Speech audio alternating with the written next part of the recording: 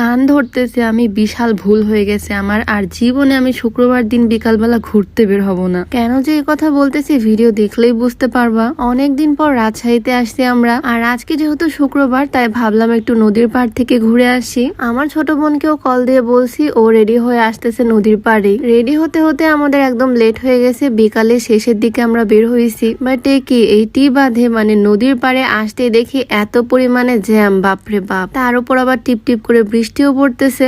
আশেপাশে যানজট দেখে মনে হচ্ছে আজকের দিনে আমি কেন বের হলাম ভাই। জাস্ট দেখো এই জায়গার অবস্থা। আগে আমি সপ্তাহে 2-1 বার এই জায়গাতে আসতাম। নদীর পাড়ে ঘুরতে আমার ভীষণ ভাল লাগে, বাট আজকের ভিড় দেখে তো আমি পুরাই অবাক। বড় গেটটা একদম খুলে দিছে আর উপরে শুধু মানুষ আর মানুষ, রাস্তায় শুধু গাড়ি আর গাড়ি। এত মানুষের ভিড়ে নদীর পাড়ে গিয়ে হয়তো আমি বসার জায়গাটাও পাবো না। ভিড় ঠেলে ঠুলে ঢোকার ইচ্ছা আমার নাই, তাই এখান থেকে এখন যাচ্ছি আইবাদের দিকে। রাজশাহীতে এরকম 2টা নদীর পাড় আছে।